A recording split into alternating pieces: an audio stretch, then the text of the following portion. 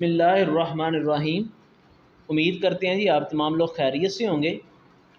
تو آج ہم سورۃ مریم جو ہے اس کی مشق دیکھتے ہیں۔ اس کے سبق کے اوپر مکمل تفصیلی جو ویڈیو ہے وہ ہم نے بنا کے پہلے ڈالی ہوئی ہے۔ تو آج اس کی جو ہے وہ مشق دیکھتے ہیں کہ اس کے اندر کون کون سی چیزیں جو ہیں وہ اس نے پوچھی ہیں۔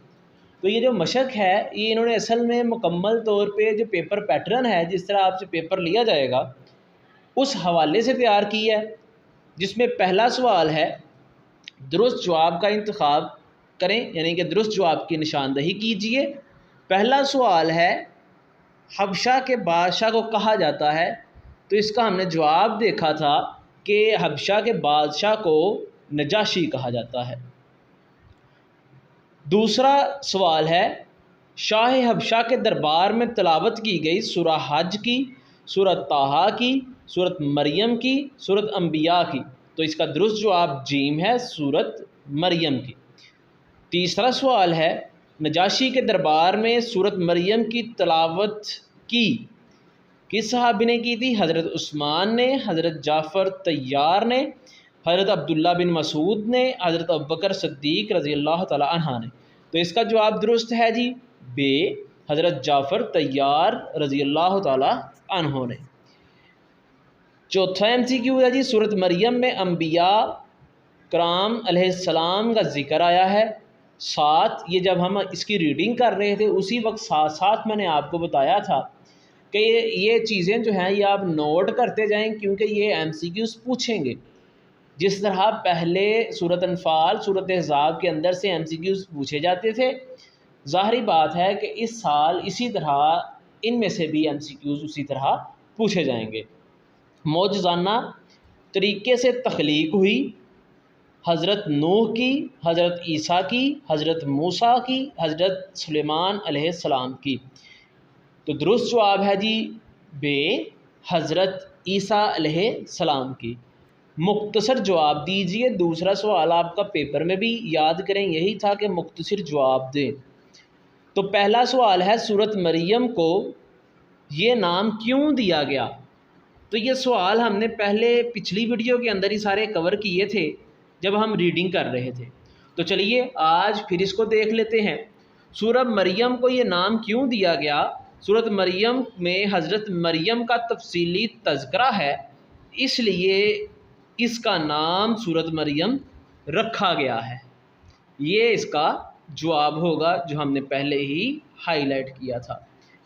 اس کے بعد ہے جی سورۃ مریم کا خلاصہ لکھیے۔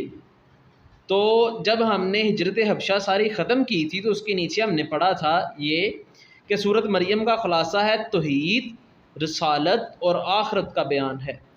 سورۃ مریم کا خلاصہ توحید، رسالت اور آخرت کا بیان ہے۔ سورۃ مریم کے اہم علمی و عملی نکات میں سے 2 تحریر کیجیے۔ تو پہلے 2 ہی ہم دیکھ لیتے ہیں۔ اللہ تعالیٰ کی رحمت اور قدرت سے کبھی مایوس نہیں ہونا چاہیے اور ہر حال میں اس سے دعا مانگتے رہیں۔ دوسرا، تمام انبیاء کرام علیہ السلام نے اپنی قوموں کو ایک اللہ کی عبادت کرنے کی دعوت دی۔ چوتھا سوال ہے ہجرت حبشہ کا سبب کیا تھا، کہ مسلمانوں نے ہجرت حبشہ کیوں کی؟ پہلی چیز کہ ہجرت حبشہ جو ہے وہ ہم نے جب پڑھی تھی تو اسی کے اندر یہ کر لیا تھا۔ چلے پھر اس کو دیکھتے ہیں۔ مکہ مکرمہ میں قریش کا ظلم حد سے گزر گیا تھا۔ اس موقع پر حضرت محمد خاتم النبیین صلی اللہ علیہ وآلہ وسلم نے محسوس کیا کہ ایسے سخت حالات میں مسلمانوں کے لیے زندگی بسر کرنا مشکل ہوتا جا رہا ہے۔ آپ خاتم النبیین صلی اللہ علیہ وآلہ وسلم نے اللہ تعالیٰ کے حکم سے مسلمانوں کو حبشہ کی طرف ہجرت کی اجازت دی۔ تو اس کے اسباب نکلے کہ پہلی چیز تو وہاں پہ کفار کے ظلم بہت بڑھ گئے تھے، زندگی گزارنا بہت مشکل ہو چکا تھا اور یہی اس کا سبب تھا۔ اور دوسری چیز یہ کہ آپ صلی اللہ علیہ وسلم کو اللہ تعالیٰ نے حکم دیا تھا کہ مسلمانوں کو حبشہ جانے کی اجازت دیجیے، کیونکہ وہاں کا جو بادشاہ تھا نجاشی حبشہ کا، وہ نہایت ہی رحم دل اور عادل بادشاہ تھا۔ اگلا ہے جی سورت مریم کی تلاوت سن کر نجاشی نے کیا کہا؟ تو اس کا جواب ہے جی حضرت جعفر نے سورت مریم کی آیات تلاوت کی، نجاشی اور اس کے درباری پر اس کا بہت اثر ہوا اور وہ رونے لگا۔ نجاشی نے کہا یہ کلام اور انجیل ایک ہی چراغ کی دو روشنیاں ہیں۔ نجاشی نے مسلمانوں کو واپس کرنے سے انکار کر دیا۔ آپ اس میں سے صرف یہی لکھ سکتے ہیں، اگر آپ چاہیں شارٹ کرنا اس کو تو آپ لکھ سکتے ہیں نجاشی پر اس کا بہت اثر ہوا اور وہ رونے لگا اور اس نے کہا یہ کلام اور انجیل ایک ہی چراغ کی روشنیاں ہیں۔ آگے ہے جی درج ذیل میں سے کوئی سے 5 قرآنی الفاظ کے معنی لکھیں۔ تو اس کا جو ہے وہ ہم نے دیکھا تھا جب پیپر جو ہے وہ آیا تھا، تو انہوں نے کہا تھا کہ یہ جو مشق کے اینڈ کے اوپر ذخیرہ الفاظ ہوں گے جو دیے گئے ہیں انہی میں سے پوچھے گئے ہیں۔ اب دیکھیں یہ آپ ان تمام جو ہے سارے کے سارے جو ہیں ان کو دیکھیں تو اب یہ دیکھیں جی ما دمتو مبارکن، یہ سارے کے سارے جو الفاظ ہیں یہ اسی میں سے لیے گئے ہیں، ما دمتو مبارکن، اور آگے بھی سارے اسی میں سے ہیں۔ تو بجائے کہ آپ ایکسرسائز والے ہی صرف تیار کریں، آپ کو میں یہ ایڈوائز کروں گا کہ آپ جو ذخیرہ الفاظ ہیں ان کو جو ہے وہ مکمل طور پہ دیکھیں۔